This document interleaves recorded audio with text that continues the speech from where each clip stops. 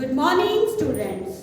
Today we are continue your this chapter number 14, and today we are discussion about heating effect. Last class में हमने discussion किया था कि bulb glow तो करा, लेकिन कैसे करा, ग्लो करने के बाद उसने हीट क्यों प्रोड्यूस की, इन सब के बारे में डिस्कशन करना स्टार्ट करते हैं। On the basis of above activity I wish कि आपने कर ली होगी अपनी कंप्लीट। हाँ जी, एक्टिविटी से हमने क्या देखा, थोड़ा सा देख ही लेते हैं एक्टिविटी को कि जब बल्ब ने ग्लो करना स्टार्ट किया, देन वो उसने हीट जनरेट की। The production of heat in conductor, जब किसी वायर में या किसी कंडक्टर में क्या हुआ, हीट जनरेट हुई, बल्ब ने गर्म होना स्टार्ट किया। When electricity flow through is called heating effect. इसको इस तरह से समझो बच्चे कि जब चार्जेस जो हमारे कंडक्टर के अंदर करंट फ्लो हो रहा है, करंट फ्लो होने से क्या होगा, बहुत ज्यादा करंट फ्लो हो रहा है, तो जो कंडक्टर है वो क्या हो गया, गर्म हो गया। अब गर्म होने को ही हम क्या बोलते हैं, हीटिंग इफेक्ट ऑफ करंट। मतलब कि करंट की वजह से जो कंडक्टर गर्म हुआ उसे हम बोलते हैं हीटिंग इफेक्ट ऑफ करंट।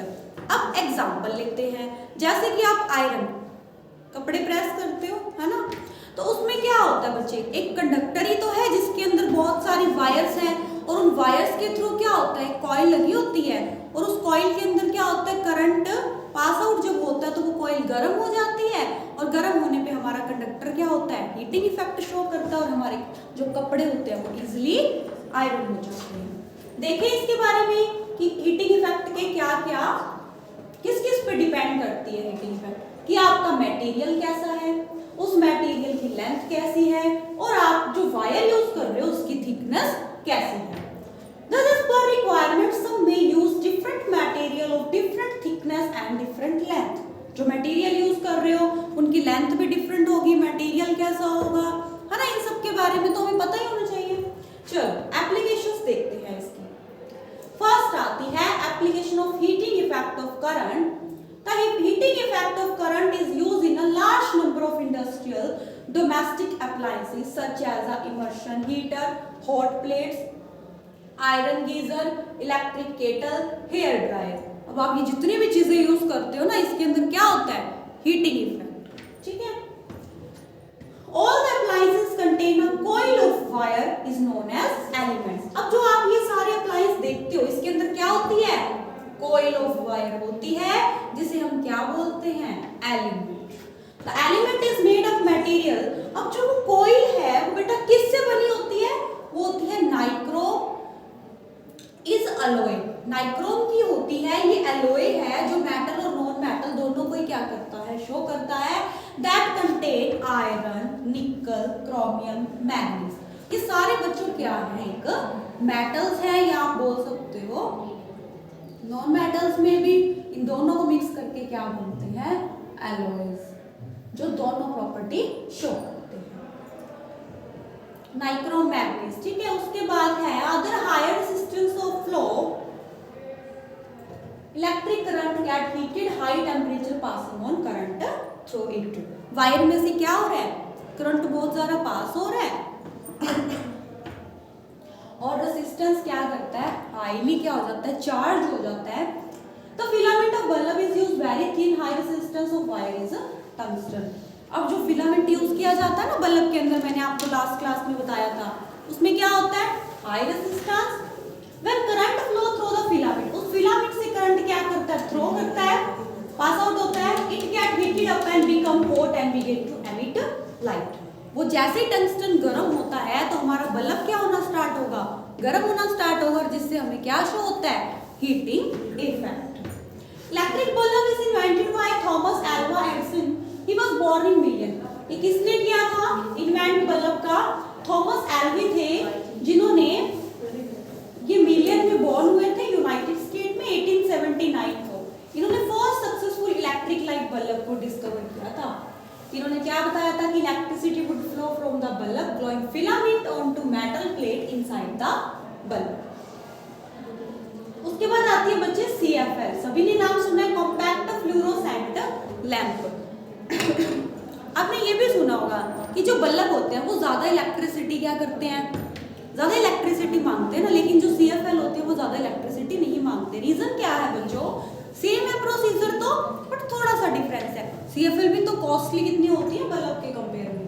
चलो पढ़ते हैं। Compact fluorescent lamp is also known as a CFL।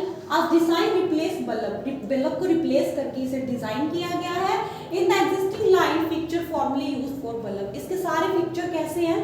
सारे फीचर्स बल्ब की तरह ही हैं। The parent to the modern compact fluorescent lamp was invented 1819 Peter Cooper Hewitt. इन्होंने क्या किया था? CFL का बोल सकते हो कि इन्वेंट किया था 1890 को। CFL use less power. आगे ना कोई बात कि CFL का यूज लेस पावर, ये बहुत ज्यादा कम इलेक्ट्रिसिटी क्या करती है, अपनी बिजली कह सकते हो कि कम। And the compared to bulb, CFL less power, have longer rated life and give the same amount of visible light but generally have a higher purchase price। सारी चीजें सेम है बल्ब की तरह, लेकिन इसकी कॉस्ट जो होती है वो बहुत ज्यादा होती है। बिफोर बाइंग CFL लेने से पहले बेटा लुक फॉर ISI मार्क। जब भी आप CFL लेते हो तो सबसे पहले आपको एक मार्का देखना चाहिए जो CFL का है, वो है ISI, the bureau of Indian standard. ये मार्का किसका है? हमारे इंडिया का है। The ISI mark ensure that the CFL are safe and waste of energy is minimum. इस मार्का से हमें क्या पता चलता है कि जो हमारी CFL है वो एकदम ओरिजिनल है और बिल्कुल भी एनर्जी मिनिमम है इसकी। ठीक है, एक बार इसको रीड कीजिए आप।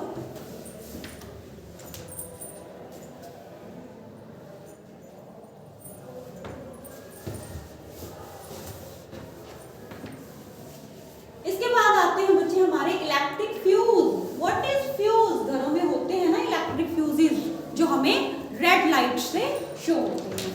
It optimum current flow through an electric appliances, it work efficiently. It mean जब हमारे घरों में इलेक्ट्रिसिटी प्रॉपर तरीके से वर्क कर रही है तो हमें ये शो करता है कि आपकी इलेक्ट्रिसिटी बिल्कुल सही है, कोई डैमेज नहीं है। So to prevent electric appliances from getting damage as a result of exclusive passes current through them use a safety device called fuse। यही बात तो बताई कि अगर कहीं पे कुछ डैमेज है तो आपका जो ये फ्यूज है ये क्या हो जाएगा? ब्रेक डाउन हो जाएगा, ऑफ हो जाएगा ऑटोमेटिकली। ठीक है, क्वेश्चन है आपके पास कि the wire use making electric circuit not normally become hot by. कि जो इलेक्ट्रिक सर्किट होते हैं वो नॉर्मली क्या होते हैं? हॉट होते हैं। रीजन बताइए। Copper wire use to connecting wire. Wires के अंदर क्या होती है? कौन सी वायर होती है? हमारे कॉपर वायर होती है जो गुड कंडक्टर ऑफ इलेक्ट्रिसिटी होती है। Does not resistance in pass electricity, they do not become hot. जो हमारे घरों में वायर्स होती हैं वो गर्म क्यों नहीं होती? बिकॉज वो कौन सी वायर है? हमारी कॉपर की वायर होती है जो बहुत अच्छी होती है, गुड कंडक्टर होती है इलेक्ट्रिसिटी की, इसलिए वो गर्म नहीं होती। उसके बाद है fuse is safety device use electric circuit. Fuse का यूज किस लिए किया जाता है? सेफ्टी डिवाइस है, सर्किट के अंदर यूज किया जाता है। It fuse work on principle of heating effect of electric current. अगर हम देखें तो फ्यूज की हेल्प के बिना हम सोच ही नहीं सकते कि हमारा सर्किट क्या हो रहा है, वर्क कर रहा है या नहीं कर रहा। An electric fuse consist thin wire. Fuse के अंदर क्या होती है? एक थिन वायर होती है।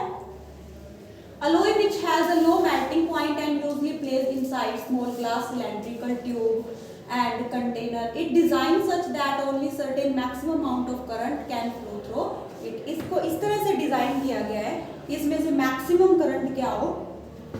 थ्रो हो सके। And its very high current suddenly pass through it, heat produced due to the high current melt the fuse wire, break the circuit। अगर हमें पता चलता है कि बहुत ज़्यादा हाई पावर में जो करंट है वो पास आउट हो रहा है इलेक्ट्रिसिटी, देन ये क्या हो जाते हैं? फ्यूज जो है खराब हो जाते हैं, डैमेज हो जाते हैं। The flow of current stop damage appliances is avoided.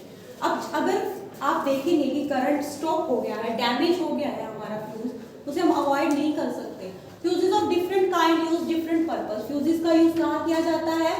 देखिए कॉस्टली इलेक्ट्रिकल अप्लायंसेस में and ceramic fuses are used in buildings. बड़ी बड़ी बिल्डिंग्स के अंदर इनको बड़े पैमाने पे, बड़ी क्वांटिटी में यूज किया जाता है। उसके बाद आता है MCB। What is MCB? Minute circuit breakers. These wonderful electrical appliances are being used mostly these days in place of fuses। अब इसका यूज बहुत ज्यादा किया जा रहा है। अगर हम देखें फ्यूज की जगह, रीजन क्या है, when current in circuit across the safe limit this appliance automatically gets switch of.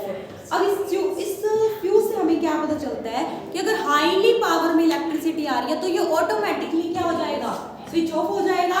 When it switches on the circuit once again complete the by such appliances most see in the ISI mark. और जब भी अगर आप इसे भी खरीदते हो MCB को, तब इसका भी ISI का मार्क आपको देखते होना चाहिए। रीजन क्या है, short circuit is the main cause of excessive current in the circuit. Short circuit कैसे होते हैं, यही रीजन है कि करंट ज्यादा हाईली पास आउट होता है। शॉर्ट सर्किट में be arise due to some defect in house wiring, insulation wire has come off due to wear and tear. घरों में इलेक्ट्रिसिटी ज़्यादा तरीके से पास आउट हो रही है, एक ही जगह से पास हो रही है, दूसरी जगह से मान लीजिए स्टोव है, तो ज़्यादा इलेक्ट्रिसिटी पास होने की वजह से क्या होता है, शॉर्ट सर्किट हो जाते हैं। और वायर्स में भी अगर मान लो एक जगह शॉर्ट सर्किट आएंगे तो दूसरी जगह ऑटोमेटिकली क्या होता है, शॉर्ट सर्किट का खतरा ज़्यादा होता है। Connection of many devices to single socket this may cause overlap the electric circuit, short circuit and overlap responsible fires houses or industries। और मान लीजिए वायर्स कितनी वायर्स होती है ना जब एक फ्यूज के अंदर, आपने देखा होगा। लेकिन अगर एक भी वायर आप सोचे कि डैमेज हो गई है तो उसकी वजह से बाकी वायर्स को क्या होता है, शॉर्ट सर्किट का खतरा हो जाता है। इसलिए तो कहते हैं कि हमें एवरी ईयर अपना जो है इलेक्ट्रिसिटी बोर्ड वगैरह इनको चेकआउट करना चाहिए। उसके बाद आता है हमारा magnetic effect of electric current. अब इसके बारे में हम देखें थोड़ा, ये इफेक्ट क्या है। This effect of current can B use make magnet. ये जो नाम में ही है, ध्यान से देखिए, अगर क्या था, magnetic effect of electric current, कि मैग्नेट का यूज किया जाता है करंट के अंदर, करंट को प्रोड्यूस करने के लिए। This effect of current can be used to make magnet. The magnet made by passage of current through the conductor is called electromagnet. क्या बोला मैंने, कि मैग्नेट के थ्रू इलेक्ट्रिक करंट को पास किया जाता है ना। क्या होता है electromagnet? Electromagnet is a coil of wire wound on a iron core. एक कैसी कॉइल होती है इलेक्ट्रोमैग्नेट, जो क्या होती है, can electromagnet attract a magnetic substance. इलेक्ट्रोवायर क्या करेगी, इलेक्ट्रोमैग्नेटिक है तो वो मैग्नेटिक जो सब्सटेंस है उनको अट्रैक्ट ही करेगी अपनी ओर। Can electromagnet attract other magnet substance? Let's verify fact by activity. ध्यान से देखिए इस एक्टिविटी को।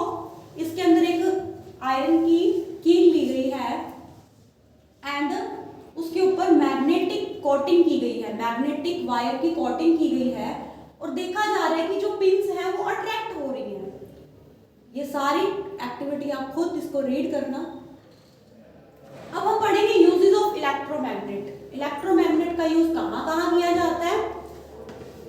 Electromagnet are used in hospitals for treating eyes injury in which iron splint are remove from the eyes with it. Eyes की injury, अपने कह सकते हैं कि हमारे आईज की जो अपने इफेक्ट होता है उसके अंदर इसका यूज किया जाता है। हमारे अगर आंख में कोई प्रॉब्लम है, it is used for cans for steel work and lifting heavy load in iron container. और इसका यूज आयरन कंटेनर को लिफ्ट करने के लिए, मतलब कोई भारी चीजें हैं उनको इजीली अपने लिफ्ट करने के लिए इसका यूज करते हैं। लाउड स्पीकर में इसका यूज किया जाता है फॉर सिंप्लीफाई अ सिग्नल ताकि सिंप्लीफाई हो सके। टेलीफोन में इसका यूज किया जाता है टू पार्ट में, receiver and the microphone and consist of electromagnet. अब हमारे फोन्स होते हैं उनमें जो हमारा माइक्रोफोन होता है ना उसके अंदर यूज किया जाता है इलेक्ट्रोमैग्नेट का। In relays are in electrically operated switches. जितने भी स्विचेस कंट्रोल के लिए बनाए जाते हैं सब वो फर्स्ट कंप्यूटर यूज्ड रिलेज। जो हमारे कंप्यूटर्स हैं उसके अंदर भी इसका यूज किया जाता है। एंड द इलेक्ट्रिक मोटर्स, जितनी भी बड़ी इलेक्ट्रिक मोटर्स होती हैं उसके अंदर भी इलेक्ट्रोमैग्नेट का यूज किया जाता है। Which find wide application in electric fans, washing machine, refrigerator, etc. यहाँ तक आप अच्छे से पढ़ लेना। इलेक्ट्रिक बेल के बारे में हम कल डिस्कशन करेंगे। Okay students, thank you so much, have a nice day.